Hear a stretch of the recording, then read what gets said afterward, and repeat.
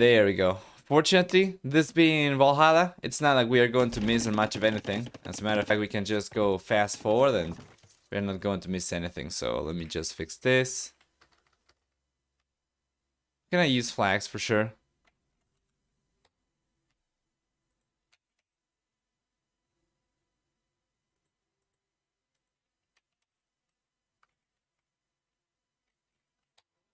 There we are. Okay. This is the best of 5. Round of 16 as well. And Wallhalla. Actually, round of 16. Best of 5. Yeah, I guess this is fine. We're just catching up. We're gonna have to use different colors though. I'm not really sure who I'm going to keep on blue. JorDan selected it, right? But then if you are taking a look at the players, you probably expect Valas to be the player in blue. As we usually have had them in blue before, so we are just going to have JorDan in red. Forget the UAE, what do you think? The AEW situation. AEW. Doesn't ring a bell currently. Alright, we are completely caught up. Dude, we did not fall behind despite taking some time to fix the scoreboard. This is just the way of life on Valhalla. We're just gonna need to wait and wait and wait until we get some action. But fortunately, we have each other and we can chat. We can chit-chat. Regardless though, the civilizations for this matchup will be Malay for Valas and JorDan's playing as Britons. Well, we have seen already this matchup before and the Britons came out on top from what I can recall.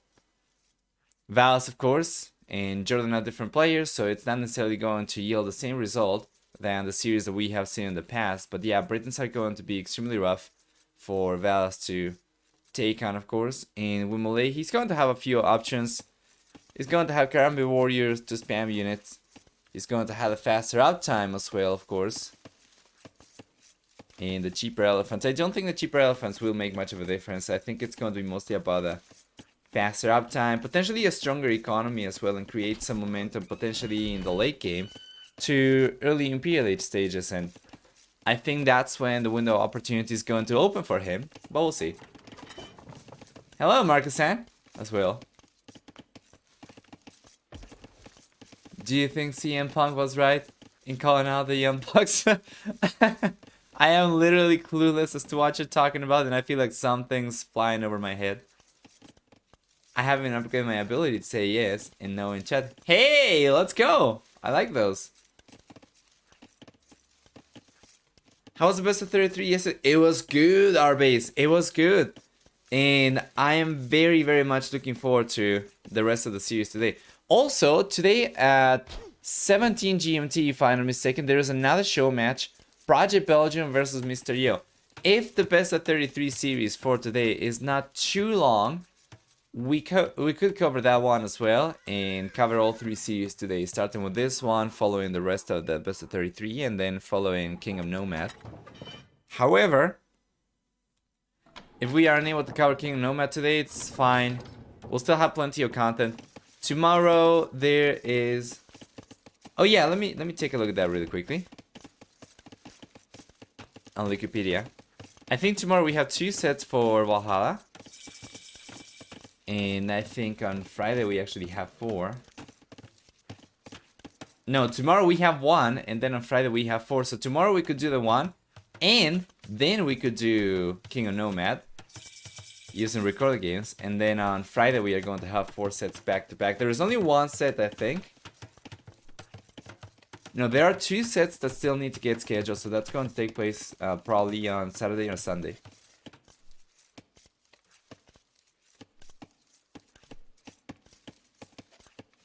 It's very niche, professional wrestling. Oh, right. Yeah, no idea. I do not really follow that too much. Let's bring the chat up.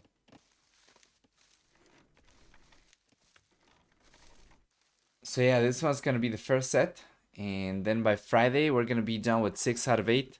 Saturday and Sunday we'll cover the 7th and the 8th as well. Is the music a bit loud or is it just me? It could be a bit loud, but it might also be just a song. I'm just going to skip it and let me know if the next one is also too loud. If it is, I can probably decrease volume a little bit. Britain's stable. Yes, he's gonna try and get map control. He's got a scout already out. So he's on 2 scouts and Valas is going for the first scout since like he lost the first scout earlier. To this one, right? Yeah. So if you take a look at Valas, Valas gonna be in the castle age significantly earlier. He had to go for a stable himself to go for extra scouts as well. He'll try to get some map presence as well, but now JorDan, he surpassed Valas in scout count. And while the weak scout is back home, safe, he does have 2 full HP scouts out. Music's loud. Okay.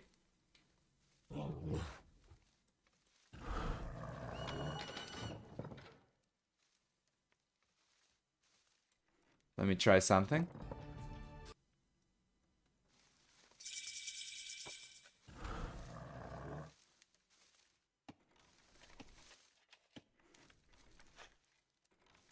We're going to bring the music down a little bit.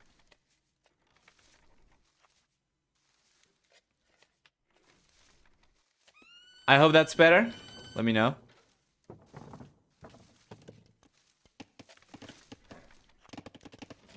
Yeah, something changed. It wasn't the case like this before. I think something changed on Stream Elements. Regardless though, not too much action yet. We do see JorDan going for the 2nd and 3rd TCs though. And Valas, yeah, is gonna keep on going for scouts. Right now, players will begin going for the relics, and JorDan's the first player to go for the monk. Not quite. Valas actually already has a monk out. He just isn't able to go out because of the light cavalry now from JorDan. Not even scout cavalry. Light cavalry are so much stronger as well. So it doesn't seem like anyone will be able to go and collect any of the relics. JorDan's got the monk over there. Is gonna heal the scout, and then he'll come out with the 4th scout and with the monk. It still doesn't matter. With 2 scouts over here, not even light cavalry, Valas will still be able to take the monk down. It's not ideal. He's going for light cavalry right now. Yeah, because with 2 scouts, you're still gonna need to hit the monk twice. With 2 light cavalry, you'll be able to one-shot the monk, assuming that you can target it with both units, right? But JorDan's going for the relic already. He's gonna get the first one. Valas, he's got the monk on the left-hand side, alongside some spearmen over there. He's going to take the risk and go out.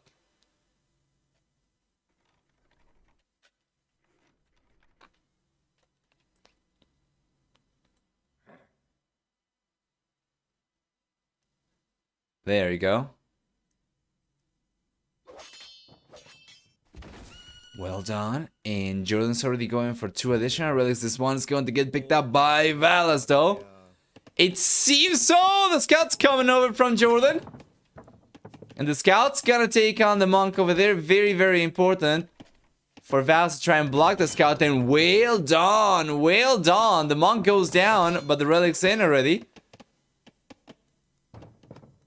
Yeah, and this one is coming back for JorDan. That's going to leave us on 2-1. Overall, of course, we still need to wait for Valas to pick this one up, and that's going to actually bring us up to 2-2. And then the 5th relic, this one's still going to be up for grabs. It's much closer to Valas' base. So JorDan's extra scout investment over here might actually not be worth it. Although, to be fair, he does have 5 light cavalry over here versus 5 light cavalry from Valas. And Valas had lost the scout early on, so he did end up investing 80 extra food in trying to get the units out.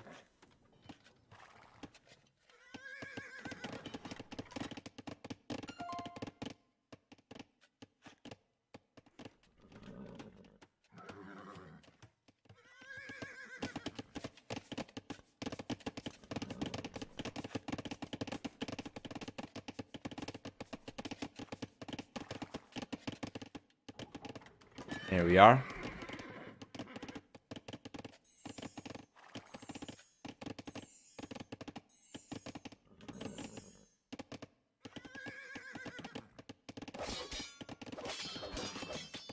JorDan's waiting. He's waiting. He's trying to take the engagement over there. Then he's being sneaky about the monk. He'll take it. Yeah, and this is interesting because Valas knew about the monk. Well, actually, he knew about the relic, rather.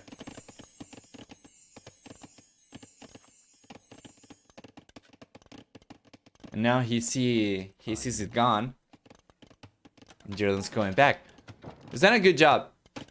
Both players on 3 TCs, about the same villager count for both.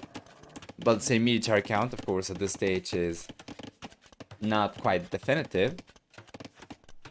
But they're working towards that. Wheelbarrow's coming up for both players as well. We see the scouts, though, coming forward, going after the monk right away. He'll get it. Yes, sir.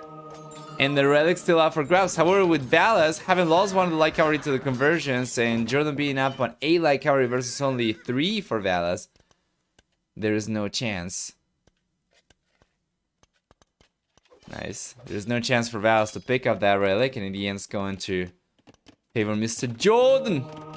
JorDan! He's going for the 4th TC as well. And Valas is not really going for any extra TC, so he should be able to get to the Imperial Age faster. And this is kind of rough, though. Usually, the whole point of Melee is going up faster. Getting ahead in worker count, staying ahead. Get a little bit of a stronger economy going, and then, of course, by the time you're able to go to the Imperial Age, you are getting there significantly earlier compared to your opponent, and then you're going to be able to go for trebuchets, you'll be able to go for bombard cannons, you'll be able to go for karambits, arbalests, whatever, right? And you're going to have momentum in the early Imperial Age. They are still pretty strong in later stages too, as long as you have access to gold. Karambits can be quite spammy, but against Britain specifically, it's going to be a big struggle, as Britons get a fantastic army for later stages as well, with their own arbalesters with extra range, potentially lombos and trebuchets. If you get Warwolf as well, it can be pretty rough to fight against. So yeah, the fact that JorDan's going out to the Imperial Age this much earlier means that Valas, if he is to click out to the Imperial Age sometime soon, he'll most likely end up getting up just a little bit earlier than JorDan, not too much. He's missing a building though. What is he gonna go for?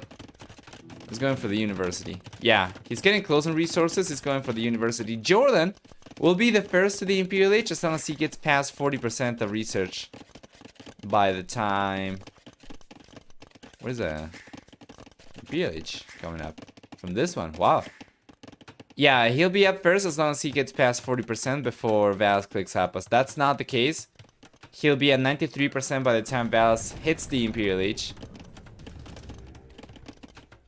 Yeah, and it's not going to be a big advantage for Valas, which he kind of wanted to get. So, both players are working towards the castle as well. It's going to be a very small difference.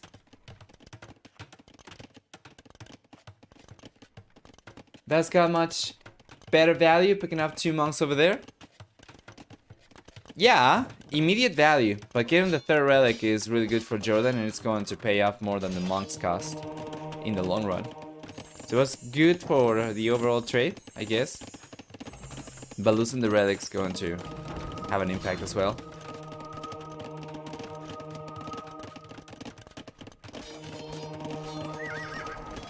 See more conversions. He gets one. The mana's down. Well done from Valas.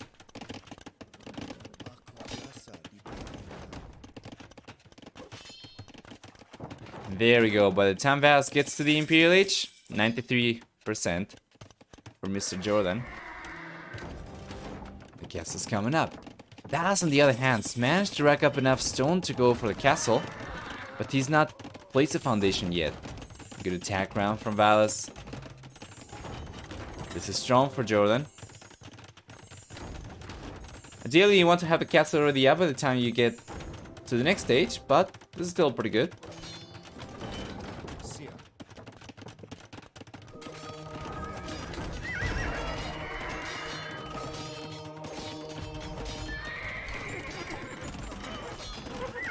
Well done. Castle's coming up. Yes. But guess what? JorDan's starting to go for the trebuchet already. And he knows about the castle foundation. He's got outposts out. He's got vision of everything. Actually, he's gone for these 3-4 outposts. That's going to give him basically vision of everything.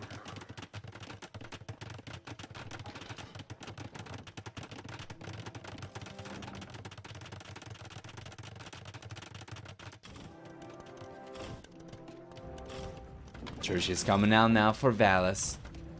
And yeah, JorDan's got the first one already, so it's going for the second one. No chemistry, mind you. So no bombard cannons. Oh, this is Britons. What am I talking about? They don't get bombard cannons, never mind. He's going for Cavalier though. Chain, bar, and armor, extra stables. Definitely not what I was expecting. And Valas is going heavily into skirmishers. Well, Valas is trying to go for an in-game army composition against Britons, and JorDan is reading that like a book. I don't think Valas knows about this, does he? He's got no idea. This is so good that JorDan can't keep this composition secret. That's really, really good. Yeah, he's got a Cavalier. This might just be fantastic. Nice mind games, yes. Hey, Anatop. Hi. Hope you're doing alright. Bombard cannon's out already for Valas, which is great. But this could be really good. JorDan's got 2 trebuchets and he's getting the third one, so he'll go forward with the traps. He'll take the castle down. He'll try to. The bombard cannon is certainly going to have something to say about that, but by that time, I think JorDan's going to have already enough Cavalier to come forward and just barrel through everything, right? Imagine he comes in with the Cavalier. Dives in, takes on the monks, takes on the bombard cannons, then there's only trebuchets over there, right? He takes on the trebuchet, no problem. And then with 3 trebuchets, he gets past the initial castle from Valas in no time, and then he's got a lot of Cavalier to still get in and start raiding around, so this could be really good. He's coming up right now. He's bringing the Cavalier now. That's going to realize about it and gets this. What is his reaction going to be? He's going for the quick walls over here. He's not going to come in on time, though, as the Cavalier are just going around the gate. And he's going after the monks. The monks are not getting a single conversion, and the skirmishers get completely flattened by the Cavalier, who proceed to take on the bombard cannons. On the trebuchet, and the trebuchet from JorDan, they do deploy. Start taking on the castle from Valas, and we still have a lot of Cavalier over here, of course, for him to try and prevent the villagers from repairing. And the thing is, if he's able to get all the villagers from the outer side of the wall, there is simply not enough space inside for Valas to fit enough villagers to keep on repairing the castle against 4 trebuchets. It's simply not going to happen. It needs 28 vills. So the castle crumbles over here. The Cavalier can come in now. Oh, there's another castle coming up on the left-hand side that JorDan's going to try and prevent. Interesting. Nice quick walls, though, from Valas. And do we have more Cavalier coming out? Nope, that was just the initial batch, and now he's making a play for skirmishers. Interesting, I thought it was going to kind of stick to it, given that it's going to take some time for Valas to make a transition into pikemen. Or go for more monks, honestly. And Valas is not making a transition to anything. He's going for more arbalisters now. So yeah, while the castle comes up from Valas, it's not going to stay up for very long, as we have the trebuchets coming in from JorDan. And what do we have from Valas back home? Extra archer ranges. Not taking the bait, not going for pikemen, just gonna stick to our ballistas, which against Britons, well, it's gonna be rough. Even the Britons end up going just for skirmishers over here.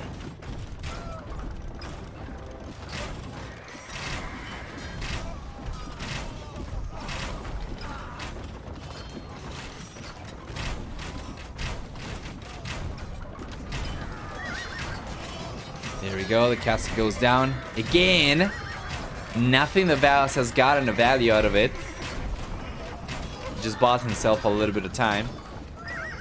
And the skirmishers are doing a really good job. Even though we have bombard cannons coming up from Valas, he's struggling to get on the skirmishers over here. The production amount over here for JorDan is significant, so the skirmishers, you know, it's fine. He can lose skirmishers over here.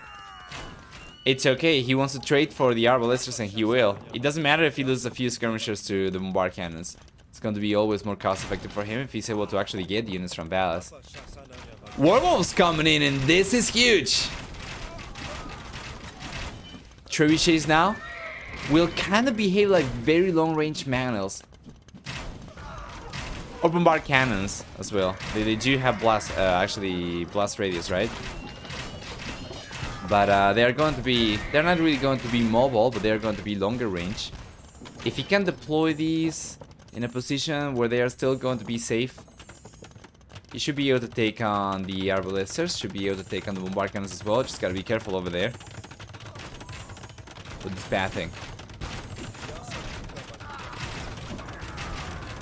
There's yet another castle here. I am not the biggest fan of Valas being a fan of going for castles within range of trebuchets, honestly. And with all the treasures that we still have from JorDan over here, that castle doesn't seem like it's going to stay out for too long.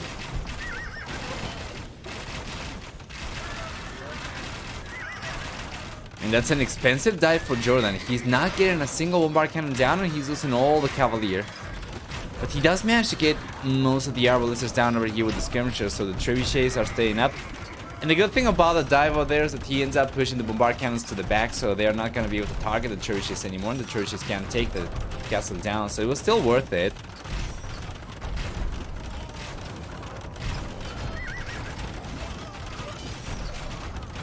Yeah, there you are. And the castle crumbles once again. That's going to be the third castle going down to the ground for Valas. And JorDan, he's got siege engineers coming up. That's gonna help for sure. 17 range on the trebuchet with blast radius already. Can be very strong.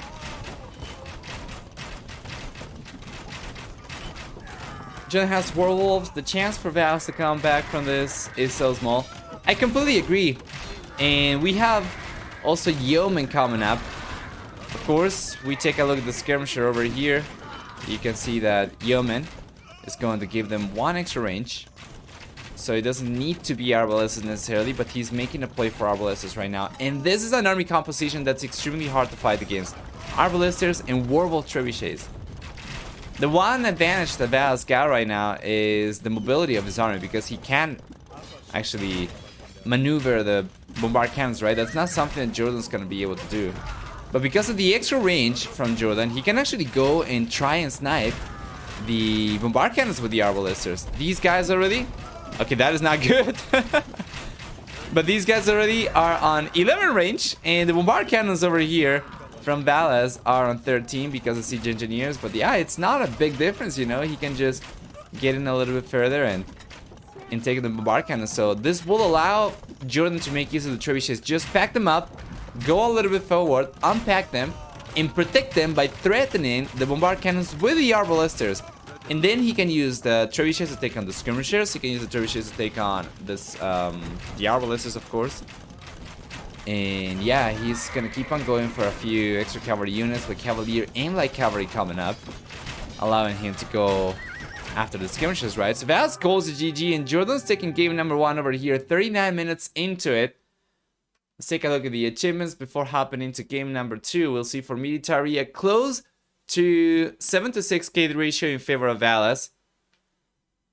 We have for economy a stronger economy for JorDan as well, collecting about 3,000, actually exactly 3,000. 329 extra resources if I'm not mistaken. Whilst for society we get a stronger society for JorDan, and this was really well played from the red player. We talked about the matchup over here. We talked about how with Malay you have a little bit of a window of opportunity open up for you if you play your cards right in the later stages of the Castle Age or the Imperial Age over here against Brayton specifically. Malaya otherwise a very strong late game civilization as well, but against this civilization is not the strongest, right? Or it's going to be a bit of a struggle. And check this out though, JorDan, 300 peak general effective APM, which is one of the highest that I have seen. Although to be fair, I haven't really been taking a look at the APM for that long, and I've started just recently after taking a look at Sebastian's APM. And more recently derps as well, which if you are watching this on YouTube, you probably recognize what video I'm talking about. Regardless though, let's go back.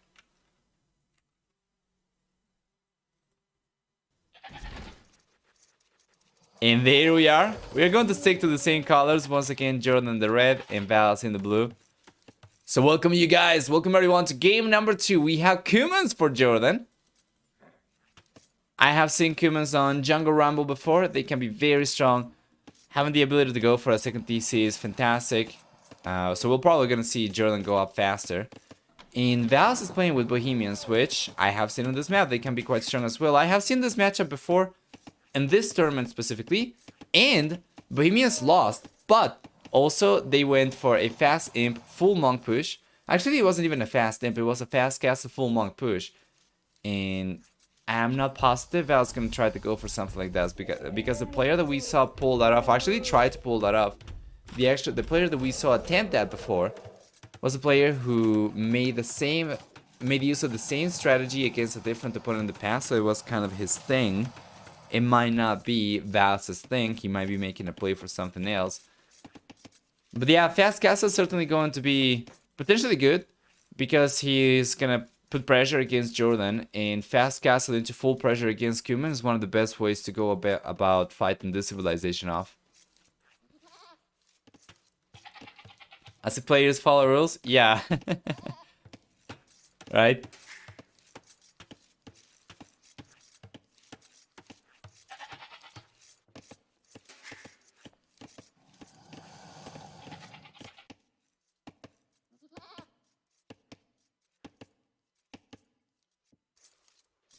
So far? Oh! A little bit of action over here. Who comes out on top? Yeah, it's gonna be Valas for sure. Let's JorDan bail. Yeah. Valas ends up getting one extra hit. It's alright, we'll still have scouts outside. These I think are full HP. Yeah. Regardless though, JorDan's going up to the fuel H already on 20 population, which is very, very aggressive uptime on this game mode. And we'll see the second TC come up very soon. Meanwhile, Valas instead. Yeah. Valas is going up to the fuel H himself. Actually, not that much later. Very interesting. He's making a play for goal over here. Is this going to be a Trush Archer push? 23 pop. Actually, it might be enough to go up to the castle age if he sells everything. If he sells, like, the stone, for instance. Well, that could be really aggressive. If he goes out to the castle age ASAP and starts going for monks right away, siege workshop potentially, that could be really strong. I'm not really sure if he'll be able to afford everything, but we are going to find out. Yeah, he'll be able to pass castle still. He'll just have to sell the stone, I think. It's fine.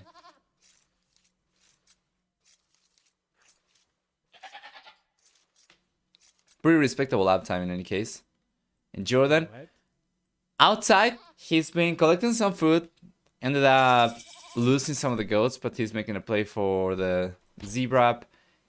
And Valas is going to be, yeah, pursuing the same thing as well. He's going after the zebras here. This is the first meal he goes for. And the second TC is already coming up as JorDan has gotten into the fuel H so much faster.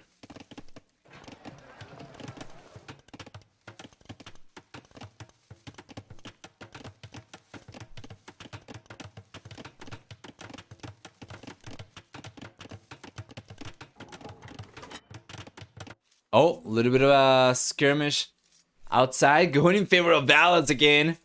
Oh boy! He's getting a bit of an engagement against the scout. Inside and outside, it's gonna be rough for JorDan. But anyway, Castle Age is coming up now. Valas did end up selling the stone, and he's gonna be off to the Castle Age. He went for one additional villager only. And I imagine he might have gone for Loom while he waited for the market to come up. Yeah. So Loom, one extra villager. JorDan, on the other hand, is gone for Loom already. And it's got the second TC up. I don't think the players begin with Loom already on this tournament, right? I think they had to research it. Anyway.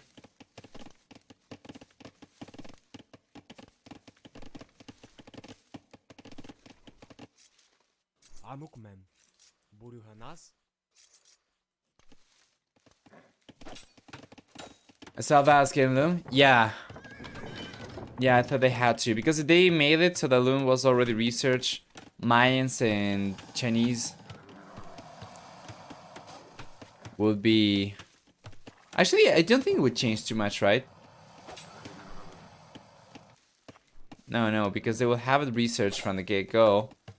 But the other civilization would have it researched from the get-go. I guess it would not really have made that much of a difference, besides just saving some resources. That's a good pick, though! From Valas. Well done! Can he save the villager, though? Yeah, I should be able to. It's fine.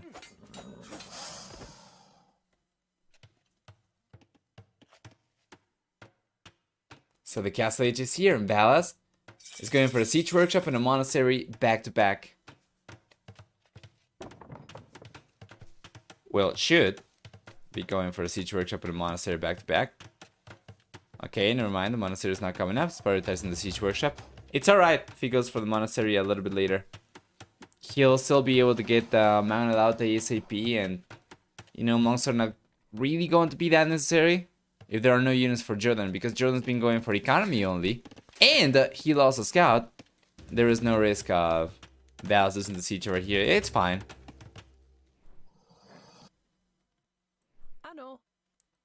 Valas having a little bit of trouble over there. He realizes. Well done.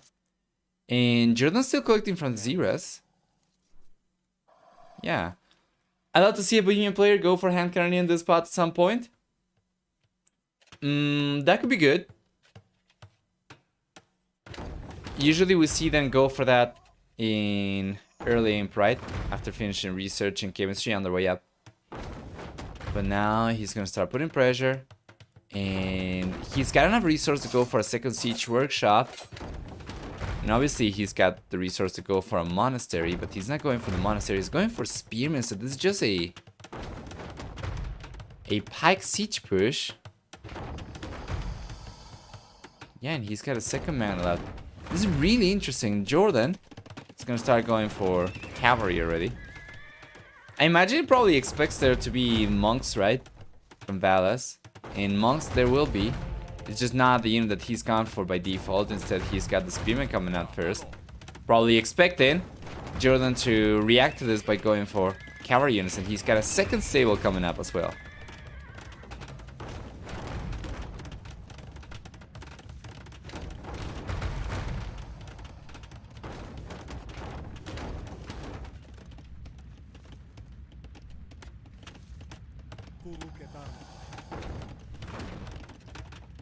There we go. I don't know about 2 stables. How about 3? JorDan is going all out. Or is he going all in? This is really interesting though. Still no pikeman upgrade from Valas. Scale bar and armor is coming in for JorDan. No light cavalry upgrade for JorDan yet. And yeah, he's going pretty heavily. He probably expects Valas to be on a significant amount of monks. Little does he know. We have a bunch of spearmen over here. Interestingly enough, it's not enough spearmen for him to defend against a substantial amount of scouts. Especially without a pikeman upgrade. He doesn't even have scale mail armor. And now he's coming in, he's just gonna try and target the TC, but then he might actually realize about the stables over here. He knows about the stables, gotta send the scout forward. And be careful over here to see exactly what we have in store. Yeah, he's going back. Send the scout in, man.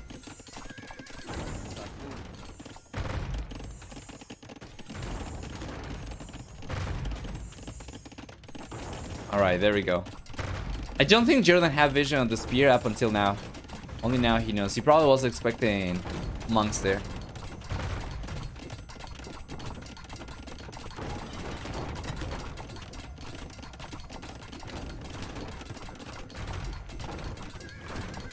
Yeah.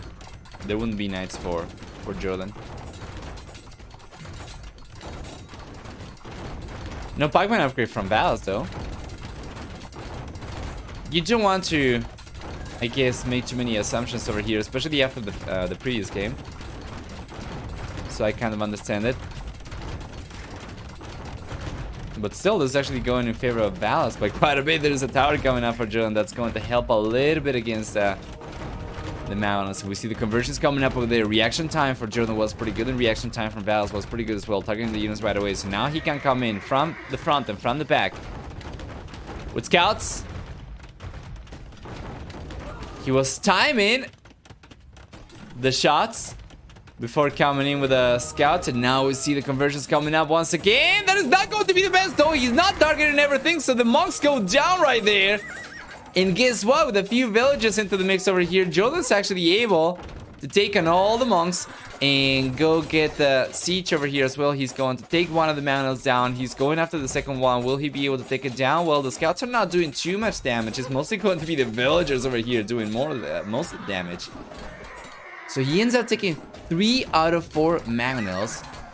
And even if he loses a few villagers, because he's had the second TC for a while and he's been able to go for extra economy, he's not really falling behind the work account over here. And you know what? He gets the 4th mangonel! Wow! What a strong reaction from JorDan. He gets away with it. Ends up getting the Scorpion down as well. I don't think he lost too many villagers. He did lose a bunch of villagers, actually, in the process. It was not chasing the siege. It was earlier. But he does end up cleaning this up, and he does still remain ahead in economy by about 8 villagers.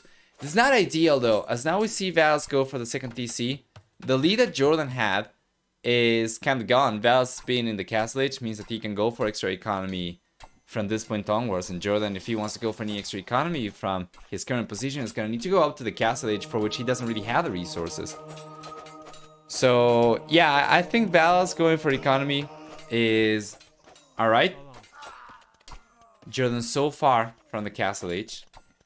And he's already forced a very strong reaction over here from JorDan. Plus, he's been getting a bunch of villages down, so it's good. Attack round. One village going down. We should see another village going down, and that's gonna be a set of villages going down, actually. And even the Scorpion doing some good damage.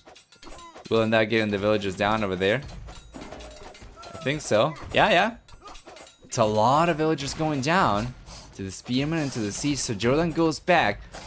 But the villager lead that he had has gotten reduced by quite a lot. Now he's in 3 extra villagers only. Make that 2 extra villagers only.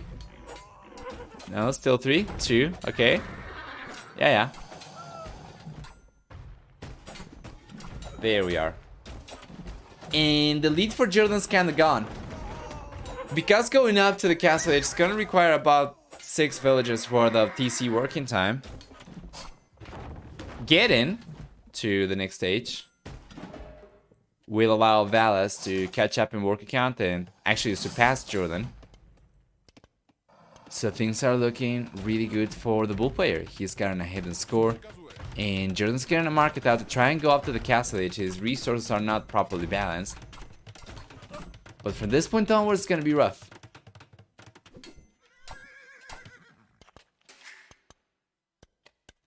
Farms on 30C. Yeah. He can go for it. He's got the resources to go for everything. He can go for the extra farms. He can go for the extra TC. He's choosing not to, though. I kind of wonder right now. Oh, he's going for wheelbarrow after seeing the farms. I kind of wonder right now. I'm sorry for Scholar. If Valas is maybe thinking of going for a castle, given that he's still collecting stone, but he's not going for an extra TC despite having had the resources to go for one for a while. Given all the villager picks he's gotten from JorDan, he's probably expecting to be ahead in work account. He's not, but by the time JorDan gets to the castle age, he will be. And making a play for a castle could be really strong over here.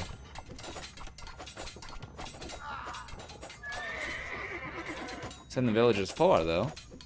Alright.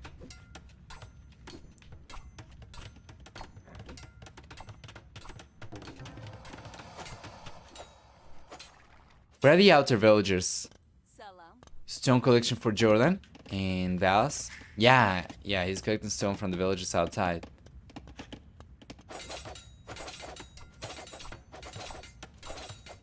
Okay, there we go. There's the 30C coming up.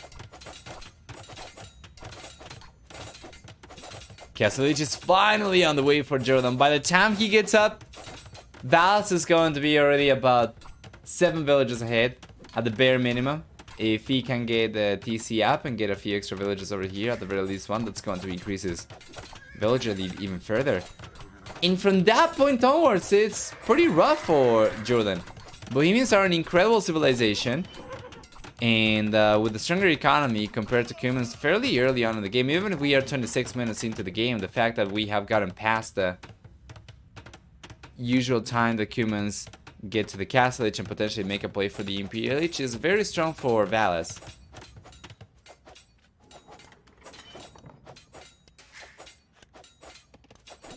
Yes. So it seems like we might get a 4-game series over here. Guaranteed. The Raiden seems to be on the wall, and JorDan doesn't really have the tools to change it currently.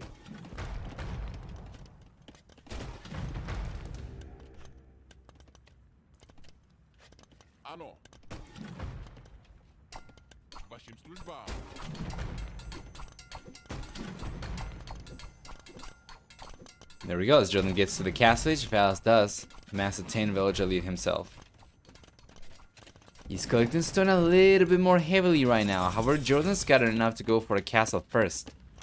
So where's he going to place the castle? He's going for a siege workshop. I guess the plan right now for JorDan is pushing the siege away so that he can go for a castle in front of his base, as opposed to having to go for a very defensive one, probably in front of the gold or something.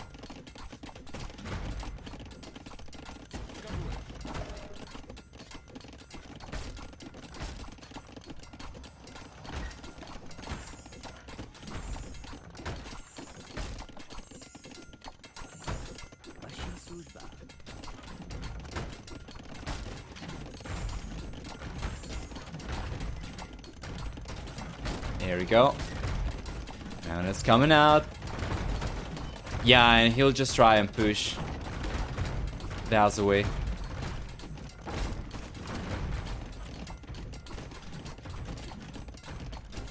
Hello, Klausy. Welcome, welcome. We're doing alright.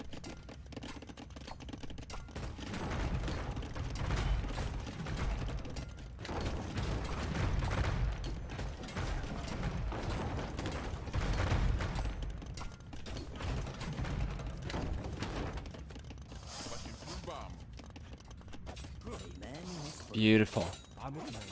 Gas is coming up on the left hand side.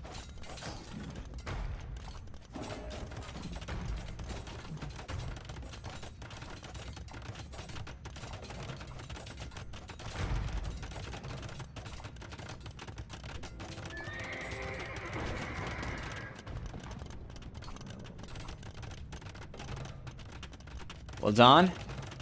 He's repairing the siege as well. And he'll be fine. As the castle's coming up for JorDan, he'll get access to Kipchak. Kipchak will take care of Mangonels, no problem. I'm not really sure what he's going to do to suppress Valas, though. Valas will be on his way to the Imperial Age very soon, and he'll have a castle up himself very soon. Getting to the Imperial Age is instrumental for Valas. He'll be able to go for Trebuchets and get the castle down, so JorDan's castle over there won't be long-lived. Oh, this is huge though from Valas. Check this out. He brought one of the outer villagers. He's gotten the walls up over here. Now he's going for a siege workshop. He's pushing villagers away from wood. This is huge, guys. There isn't too much that JorDan will be able to do to prevent Valas from doing extra damage over here. Nice. Besides just going for his own defensive siege, right? So he's bringing the Mangonels back. However, with Valas going up to the Imperial Age, once he gets up, we're going to see the Trebuchets take down the castle. And we could see Hovnitsa coming out as well for Valas. Ideally, he wants to get chemistry before he hits the Imperial Age.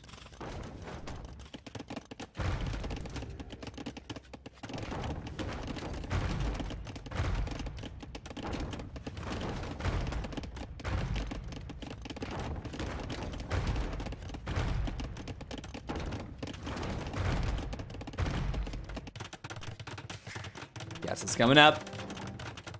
Nice.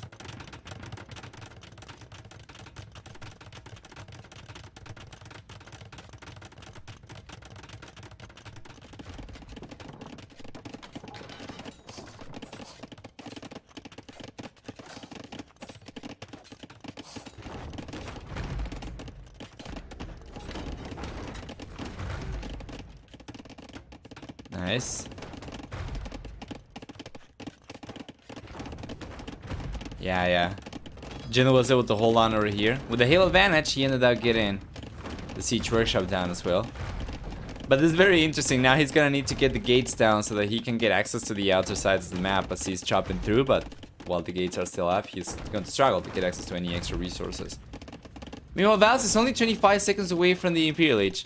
We should see Cherry Shade come out right away as soon as he gets up. He's got a Hausa wagon, Pikeman upgrades coming up, chemistry as well.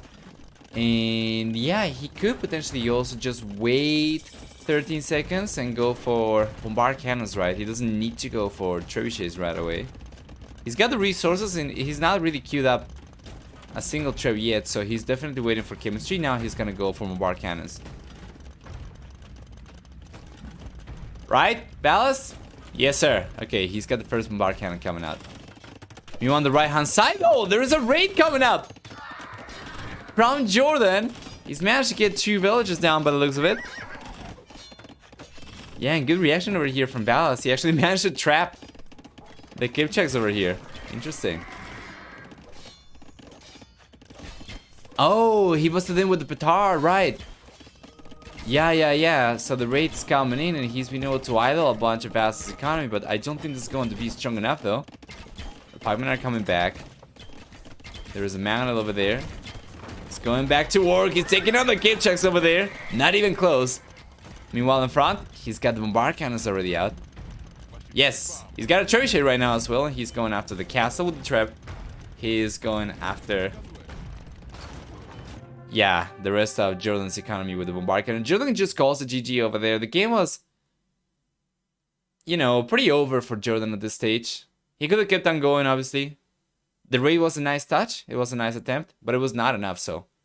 In the end, it's gonna be 1-1, and we'll have a 4-game series guaranteed. So let's go and take a look at the achievements one more time. Better than 3-2k the ratio for Valas. For economy, we have a stronger economy for Valas as well, collecting about 800 extra resources or close to it towards the end of the game, but it did not matter. Yeah, the villager count over here was so much higher. Well done. Thank you. So what do we get for game number 3? Welcome, you guys. Aztecs for Valas. JorDan's playing with Chinese.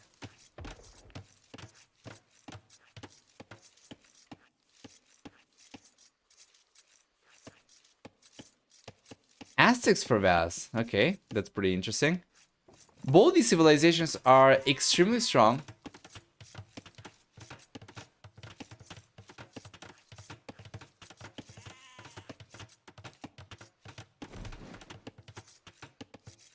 One second.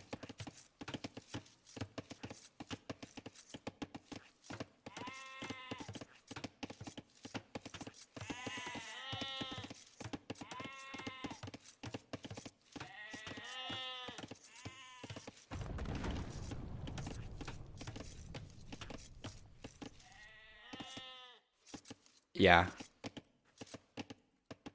Sorry about that. So what do we have for these civs? Starting with Valas first, since he's playing blue. Or actually, I have him in blue. With Aztecs, is going to begin with extra resources, 50 extra gold. The villages can carry extra resources. On top of that, we also get for Valas 11% faster training military units, except for monks, but monks do get 5 extra HP per each monastery technology you research. Whilst for the team bonus, relics do produce more gold for Aztecs by 1/3. JorDan said with Chinese does begin with extra villagers, and you do start with less resources, but on a map like this, where you already have extra villagers, you already have access to resources from the get-go, you're not going to be punished as hard. Usually with Chinese, you begin and you end up getting about 25 seconds or so of idle TC time, but that's not going to be the case over here. Take a look at JorDan. He's got only 7 seconds of idle TC time plus. Obviously, he's gone for Loon. Besides that, Chinese will also have cheaper upgrades, but 10, 15, 20% cheaper in the Feudal Castle and Imperial Ages. We see for Chinese. Also, the TC have extra population support and extra line of sight. And I think that's about it for the most part for Chinese. They do have a demo bonus, but that's not relevant in this game. And then for the team bonus, they do get 10% extra food and farms, if I'm not mistaken. Which is Sunday, considering hosting a Rome at War mod tournament. Hosting a Rome at War tournament. If we get a sponsor and we get a prize pool that's going to attract some good players. It doesn't have to be world-class players. Just as long as we get some good names in it. Yeah, sure. That could actually be fun. I saw that Spirit of the Law upload a video about it. Hello, Jarika. Hi. That's bad map generation for John. Let's take a look at the map. Yeah. Let's start with Valas here. What do we have for Valas? He's got the gold inside his walls on the back, which is great. And then the rest of the golds are going to be both forward over here. We have the stones forward as well. So the stone location over here is not going to be the best for Valas. And the golds, of course, will be exposed. But that's to be expected for everyone, right? We do have 2 golds over here outside every time. Just a stone over here is not the best. If we take a look at JorDan's map generation instead, he does have a little bit... could you say that this is a safer stone? It's more to the side as opposed to on the front, right? So this is a little bit safer. However, he does have this gold a little bit more exposed. Yeah, for sure. It could potentially get spotted by scouts coming around along this, right? Yeah. Scouts coming along here might actually spot this. And that could be rough in the later stages of the game, but because usually we do have a lot of FLH action over here and we don't really see the players straight fast castle, it might not be too bad, I guess. We'll see.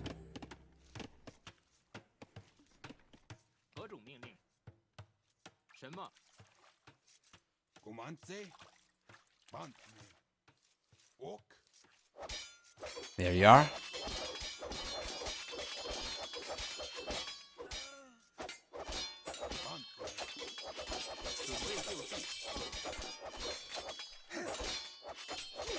Nice.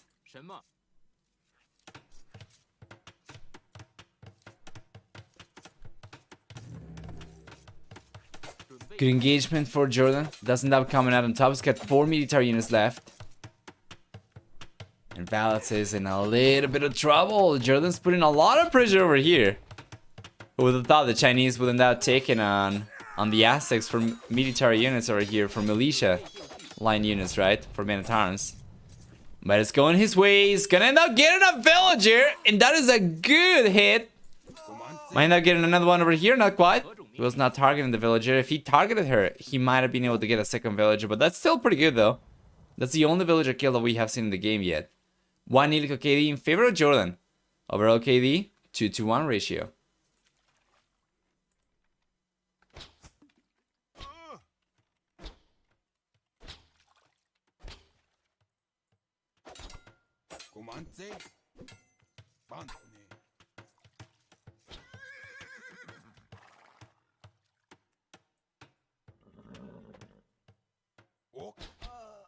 There we go.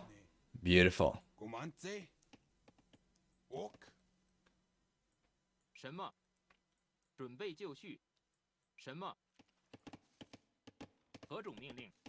Legends coming in now for JorDan as well.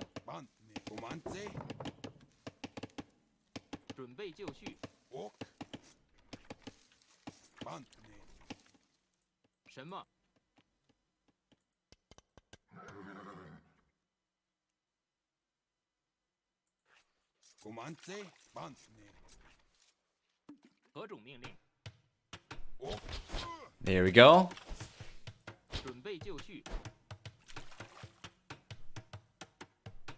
Yeah, this is looking overall pretty alright for JorDan. Getting the village down over there allowed him to increase his villager lead. Now he's got 4 extra workers. Both players have been getting a little bit of extra idle TC time, but this is huge for JorDan.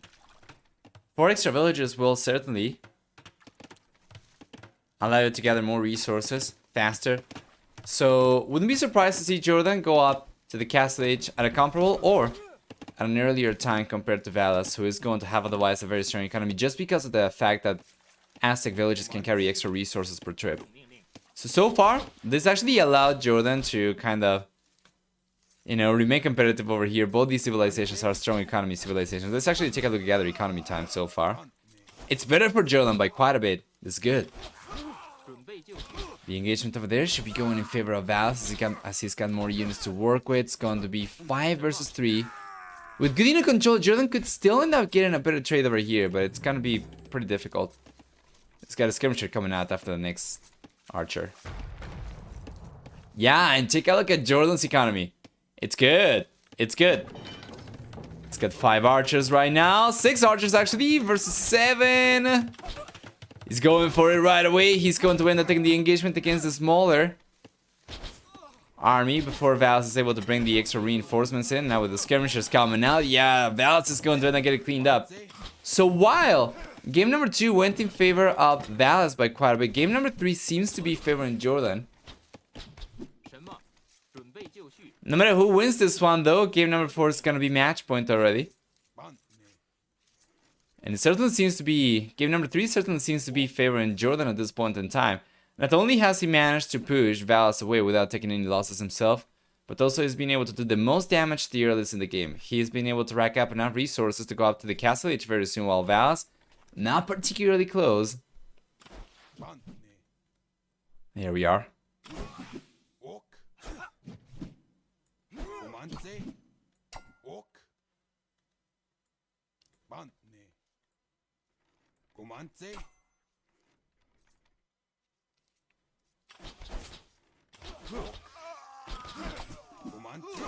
There you are.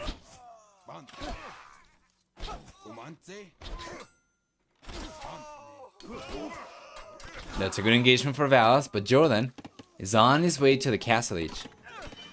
Because of this map still having palisades and the palisades still taking some time to go down to archers, JorDan's gonna be fine over here. He should be fine until he gets enough skirmishers or archers out to defend himself against this army.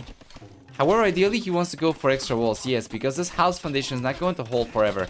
If he can finish building the walls over here, or the houses, that's going to give him not only population space, but also is going to buy him some safety. So it's good. There we go, the house goes down, but all 3 houses come up right next. Yeah, right there, right away. Well done. If it weren't because those houses came up, Valas would have been in already and he would have been able to do a lot more damage. So the reaction was quite swift from JorDan.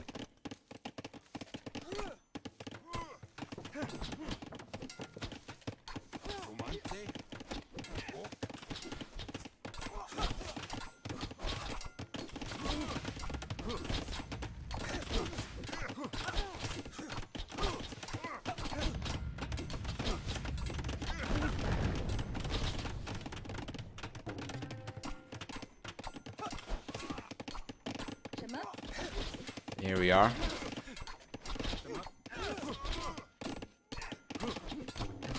Castle Age here ready for JorDan, so we have the crossman upgrade coming in right away. He's got to go for bulk in hour 2, and this should allow him to hold on against the push. Even if we have a few Eagle Scouts over here, Eagle Scouts do not really do too well against crossbows, of course. We need the Eagle Warrior upgrade, especially if they do not even have scale mail armor. So Valas is bailing from here! JorDan's getting away with it! He's gotta go for something though, to take advantage of his head start to the castle age, and ideally I would have liked for him to go for an extra TC. He doesn't really have the resources to go for it right now, but he does have triple archer ranges, so making a play for crosses over here is also fine. He just needs to go forward and try to do some good damage with these units, otherwise it kind of goes to waste. His head start to it, of course.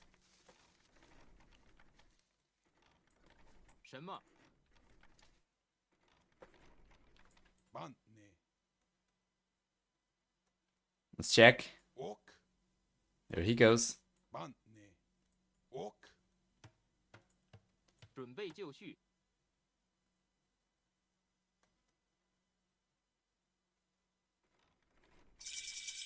Beautiful. Castle Age is here.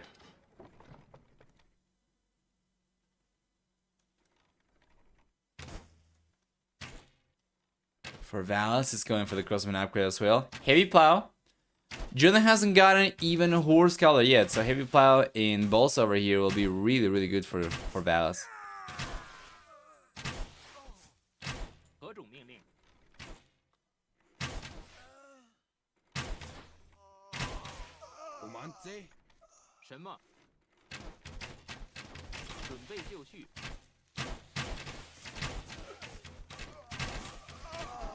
Well done. He's getting all the archers down from Valas. Yeah, beautiful. He's got ballistics already, and he's getting the Eagle Scout down as well. So far, KD is favoring JorDan by quite a lot, and he's finally going for the second TC. Now, if he can come in, bring a villager over, get a siege workshop over here, he can take advantage of the military that he currently has already, that he's been going for, and that's not really going to represent a huge investment into the future, right? He can take advantage of these current units, and then just 4 siege workshops going to kind of close the circle over there for his push to be significantly stronger. He's not really going for it though. Yeah, not that I can see it, so it's just going to be extra economy for him.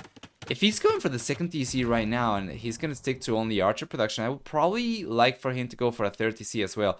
This is huge though. Val's got the mountains over there. JorDan realizes Baelzer. That was a very dangerous position for JorDan. He almost gets caught up. Yeah.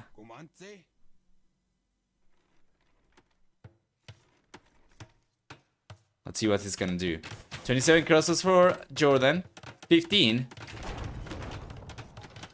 for Valas.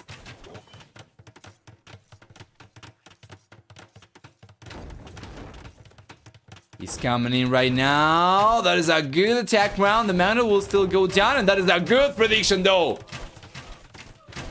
Targeting the sides, and that's another huge prediction from Valas. He does not losing both these mountains, but it did not come for free at all. He ended up taking a bunch of the crosses down. I think that was actually worth it. I think he ended up taking a bunch of the crosses down over here from JorDan. It was a, yeah, pretty good prediction from him.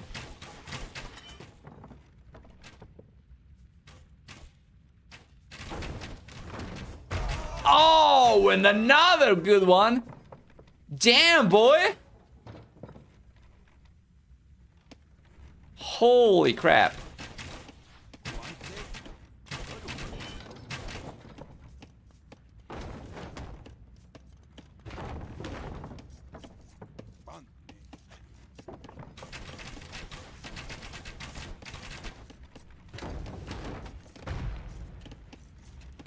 Yeah. It was pretty good from Valas. In the end, he ended up getting a fantastic engagement. As we see a third TC come up for JorDan so late though. Valas actually being able to go for the second TC, and he's going for the third TC himself as well. How bad can you micro your archers? JorDan, yes. To be fair though, this is a guess, you know, this is a guesswork kind of situation.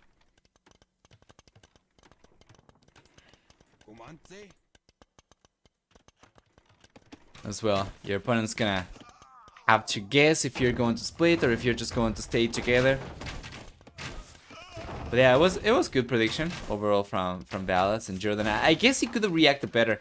For instance, the shot that we had on the left hand side, JorDan initially tried to split, which would have saved the archers, but then he joined them back and he ended up taking all the damage. So yeah, the second command over there was kind of bad for him. Good push. Should be able to come in. This is still open down the south. He's just gonna try to break through, and he's coming up right now. He should be able to come in. There is still a little bit of a hallway over here. He's gonna try and close. Yeah, but many of the foundations over here are very low HP, so it doesn't really matter too much. This one down south is probably the weakest one, but I wouldn't be surprised if he wanted to break through a different side. So if he wants to break through the left-hand side, that would allow him to come in straight into the economy from JorDan. However, JorDan's bringing the crossman up army over here to take on Valas, and he doesn't really have too many units though, so Valas would actually end up coming out on top, interestingly enough. Assuming that the engagement goes kind of, yeah, even, and that is not going to be the case. JorDan doesn't end up getting a better trade over here. Well done. No ballistics hurting Valas a little bit. Having to close the gap against enemy crossbows ends up costing him a lot of HP.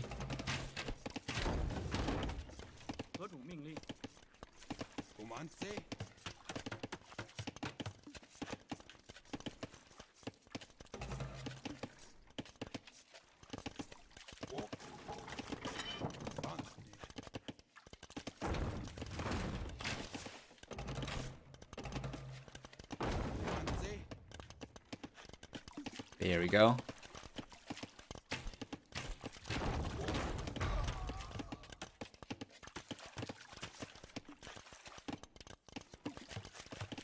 But nay.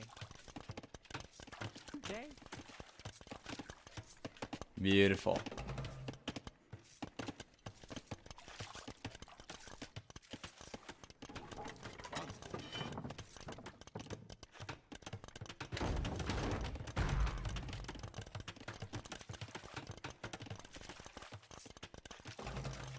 Virus coming in now for JorDan as well. So much later compared to Valas. It's amazing to see the Aztec economy at work.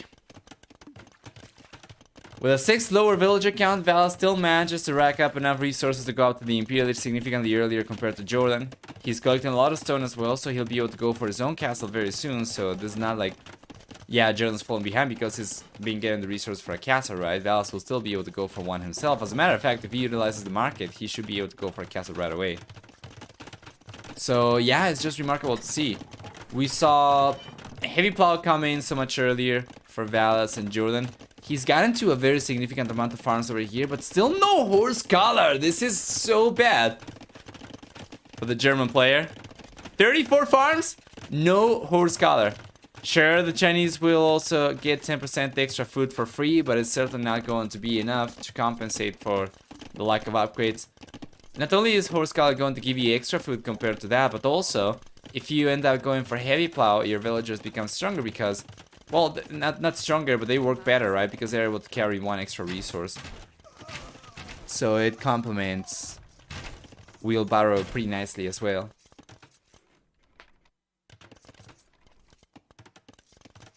Wait a second though.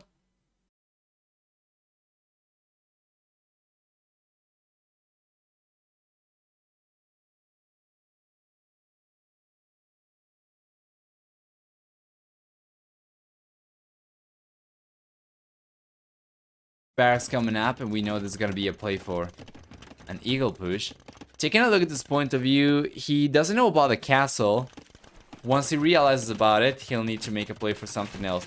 He does have a castle coming up, and he'll be up in the Imperial Age so much earlier. So if you realize about the castle before he gets to the Imperial Age, that'd be ideal, so that once he gets up, he can start queuing up trebuchets from the get-go. However, he doesn't know about it. He could still go for trebs though. That will allow him to take the TCs down, even if he's not aware of the castle. But knowing about the castle is going to ensure the Valas ends up going for more than just one. And ideally, he's able to take this one down pretty quickly.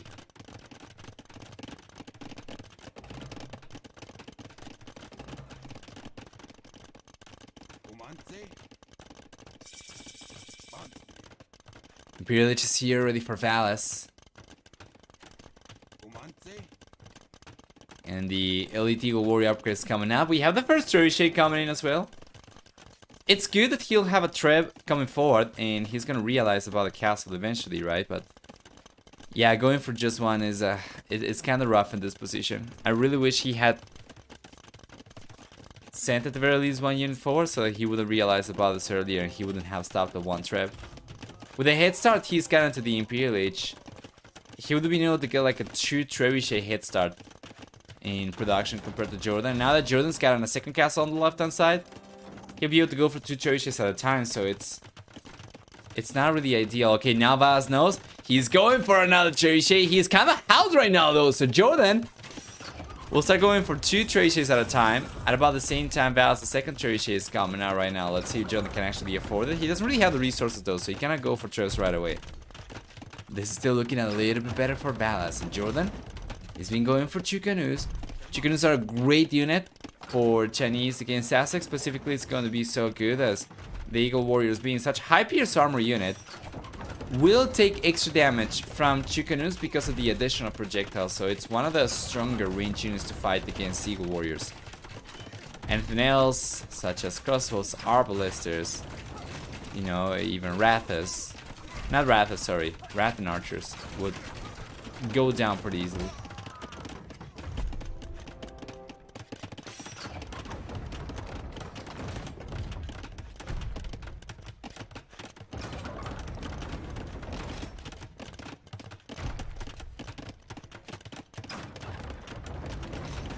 There we are. There's a third trebuchet coming in from Valas now.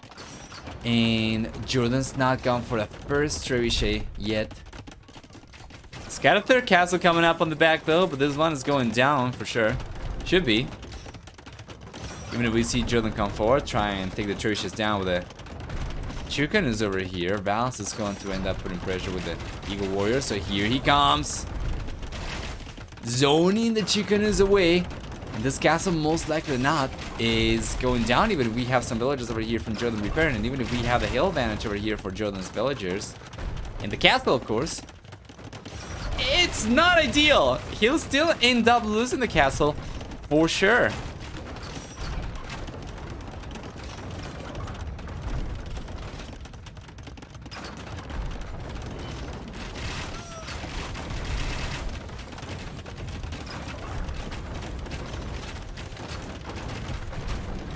There you go. Got some crumbles. Now Valas could make a play. Come forward and try to take on the Chukanus over there, but he's being very careful. He's going after the next castle now. And we have light cavalry from JorDan. He'll try to get some raids going. Yeah, and I don't know about this. Valas needs to keep the Eagle Warriors very close to the trebuchets as well to make sure that the Chukanus cannot take on them.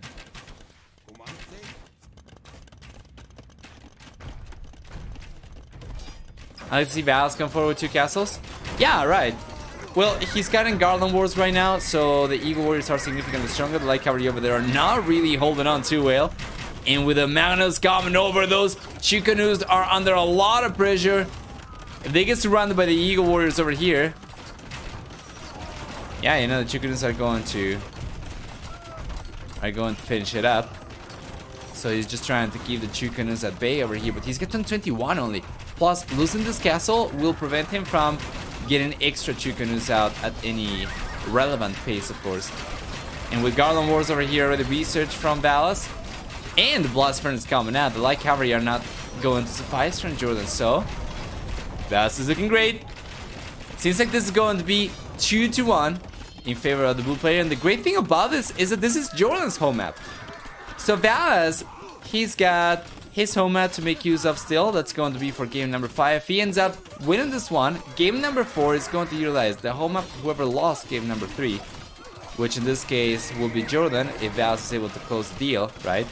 And the other home map for JorDan is what was it?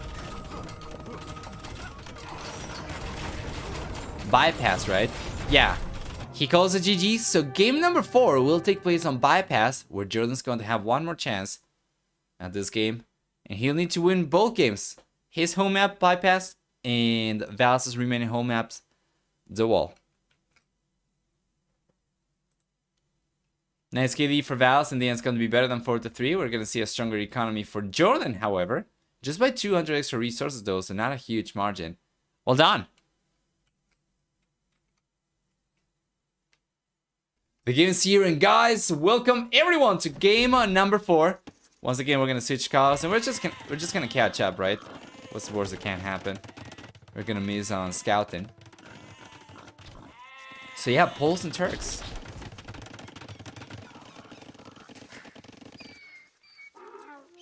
Anyhow, there you are. Easy for Valas. No, the game is paused now. What is going on? Did they realize about the... Okay, JorDan says apparently I was wrong. Was supposed to be my home map. Do we continue? He asks. And Valas says nothing yet. Yes. But Valas says yes. So it was meant to be Yes. JorDan's home map. And they are gonna Yes. choose to continue anyhow. So yeah, game number 4 is gonna take place in JorDan's home map. Regardless, he will need to win both remaining games, no matter what. I was kind of expecting this matchup for bypass, but it seems like Valas does not really care about this too much, and bypass is gonna have... Let me check actually for the civilizations. With these two being utilized already, JorDan's going to have like Saracens and Magyars for bypass. You know that those are very strong civilizations. Yeah, especially Magyars, extremely strong trash for the later stages of the game if they eventually end up running out of resources, which we have seen already. Players run out of gold on that map. And Valas, he's got Hindustanis and Italians left for game number 5. And it's got to be Hindustanis, I reckon. We'll see. And we'll see only if JorDan wins game number 4, of course.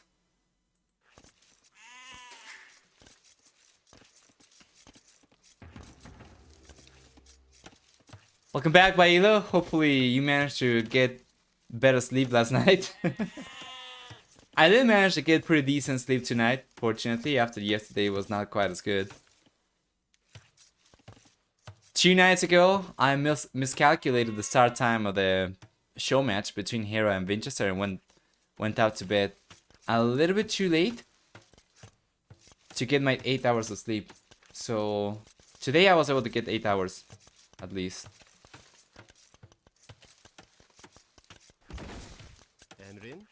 That's about it. Still have a deficit of about an hour or so that I'm going to probably make up for today. I'm not really sure. We'll see. Maybe I'll just nap. Anyway, FLH is here for JorDan. This should be nothing but a fast castle from both players in this map. Although, you know, with Pulse, you can try to make a play for a feudal push, right? With the trash and whatever, but... Yeah, with this working count he's gone up with, it's quite clear it's just going to be a standard fast castle. We'll see a blacksmith come up, an archer range, and a market's coming up right now as well. After this villager comes out, JorDan will be on his way to the castle age. Meanwhile, Valas is getting the market already and the blacksmith, so he'll be on his way to the castle age at about the same time. Both players will be going up at about the same time. Just 1 second of difference between both players. Should be the case. Oh, JorDan! Oh god, he sold 100 stone over there. Just to go up, what? 3 seconds faster? Well, it's whatever. Ends up getting a little bit of idle TC time, so I guess it's understandable. He didn't really want to wait too much. But yeah, Valas is looking a little bit better in terms of like economy efficiency. He has been able to just balance his economy and hasn't had to use the market at all, so it should be a little bit better. Well, it's certainly going to help. I guess JorDan doesn't really care about losing a little bit of efficiency over there in selling the stone because his villagers are already working on 1.5 X rate stone miners, that is, right? So it's like having 1.5 extra villagers over here collecting gold. Valas get into the castle age faster though, and his current stone count indicates that he's gonna try and go for a forward castle.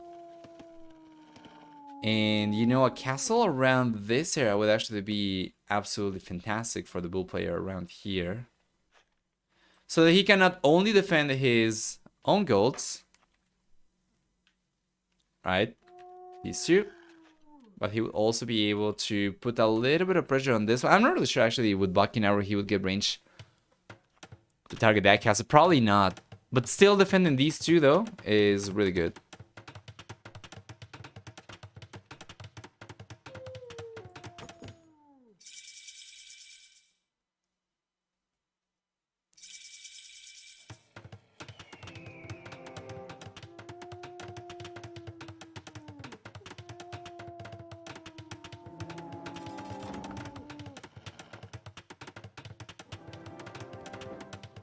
There we are.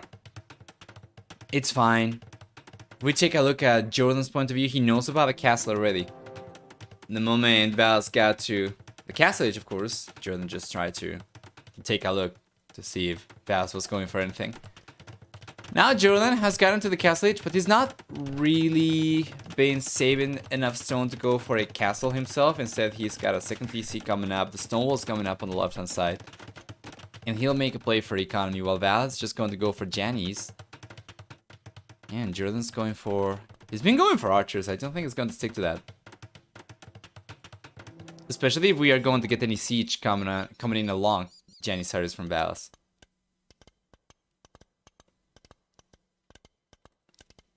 Evet. Efendim.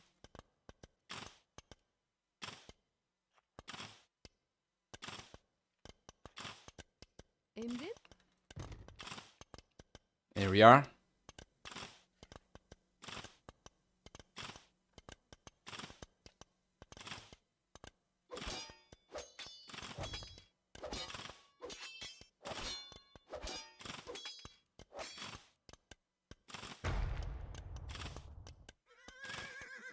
Well done. He's coming in right away. The Janissaries are coming up. He's going for gold mining. So Turks already get 20% faster gold minings from villagers. So he's getting the upgrade over here. That's going to be fantastic gold income for him. Should be able to keep on going for Janissaries, no problem. And ideally, once again, I would like to see him go for a 4 siege workshop. And he does have one coming up. He's sending a villager over. Nice. That's alright. Probably could have been a little bit further forward, but this is okay. This will still put pressure, right? And will prevent JorDan from getting access to these extra resources.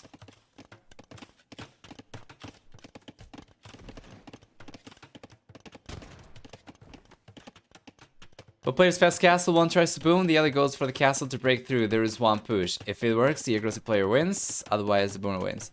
That's usually how it goes, yes, yes. JorDan's not full booming yet, he's just on 2 TCs, however that's going to be enough for him to work a nice eco lead against Valas, so definitely this is something that Valas gotta make work right against JorDan. For which it's extremely important for him to control his units properly and try to maximize damage output over here. He wants to be attacking at all times, he wants to be attacking the correct targets. And currently he's going after the archer range, which I'm not the biggest fan of, but he's waiting for the siege to come out before he can take on the towers potentially. Ideally, he'll want to send a villager forward to keep the mangonel healthy as well. And ideally, he could go for a monastery to heal the villager and prevent the tower from taking it down. We'll see. However, the mangonel is coming up over here is going to get the archer range down first to make sure that there are no crosses coming out, which the Janissaries could potentially struggle against if we have a good amount of units from JorDan. And then he'll be going after the tower. Whilst I am not against him taking on the archer range and potentially even against the barracks, which would force JorDan into going for extra buildings on the back and extra expenses, I do feel like that buys JorDan a little bit of time. So I definitely, especially as JorDan's been collecting stone, right? Once we get a defensive castle up from JorDan, that's going to be extremely hard for Valas to push against. So I definitely would prefer for Valas to try and target the TCs. Instead, he's bringing villages over. He's got enough to go for another castle, which I like. It's fine. Probably would have liked it better if he had taken the house down and would have gone for the castle a little bit further forward so that he would have been able to target both TCs at a time. Because with this one, I don't think he's got enough range. He doesn't. If he goes for fletching, he's gonna be able to target this one. If he goes for fletching and blocking arrow, he still won't be able to target this one. Although, yeah, if he can take this one down with a castle, then he could potentially try and take the south TC with the siege, which is fine. And we see the Janissaries coming in. This is kind of risky though. He's going after the villages, but he cannot deny the castle, so he needs to bail before the Janissaries start going down. And there we go. The castle comes up from JorDan, who's trying to save the resource to go out to the Imperial Age. Now the castle's up for both players. It's gonna be a race to the Imperial Age, with JorDan has a head start too because of the stronger economy. I do like the ramps over here, and you know what? If we get a few extra ramps over here, Valas might be able to just go and take on the castle right away. He's not really going for any though. If he went up to 5 ramps, 6 ramps, he actually would be able to go for it. Yeah. And now JorDan's going for another defensive castle on the left-hand side. This is really good defense for JorDan. It's gotta be so frustrating for Valas, because he tried to put the pressure from the very beginning. He tried to make it work, right? And it just didn't. He went forward. He put pressure from the get-go, for sure, but it just did not work. Now this guy's coming up. He's gotta get out of here. And he's not going for any extra rounds, so JorDan.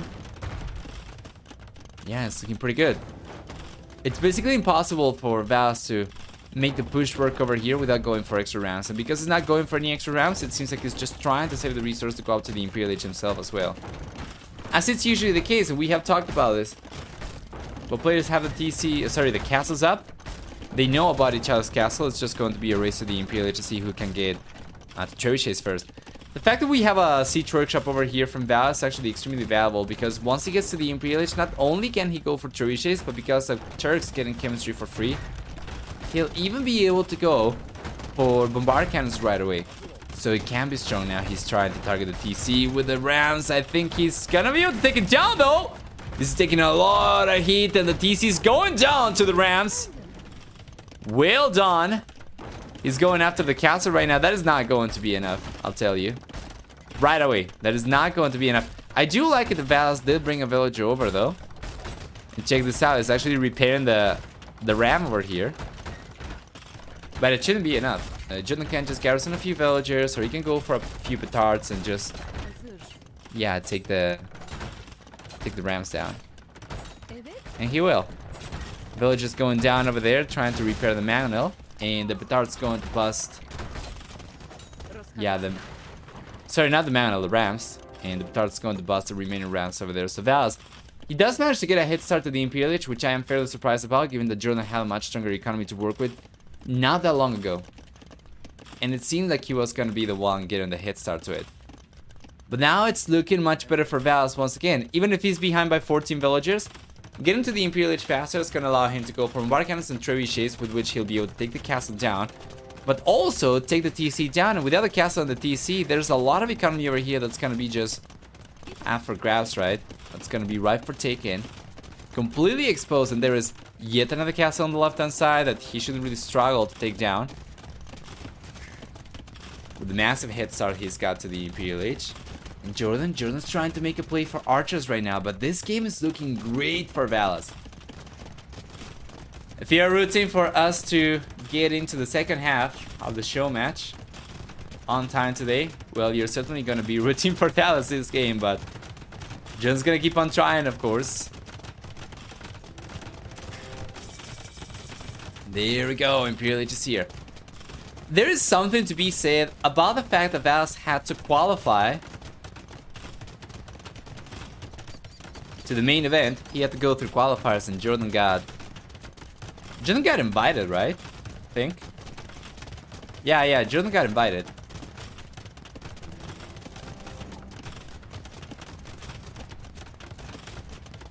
I'm gonna take a look at the Wallhalla page on Wikipedia. As expected, we have the siege coming out from Valas right away. He's got 2 bombard cannons and 2 trebuchets queued up. And the first one's coming out, so now that castle's gonna take a lot of heat. And JorDan calls it GG! Right this moment! Well done! Well done! Valas ends up taking the series over here with a final score of 3-1. While JorDan, on the other hand, ends up getting knocked out of the tournament the first series he plays. Yeah, as one of the invited players. Very nice KD for JorDan. In the end, gets better than 3-2. The total amount of unit skill versus units lost is not particularly high, so this can be a little bit misleading, right? Exactly 8-5 ratio over here. However, it's only 8 units that he was able to kill. In all honesty, is not too much.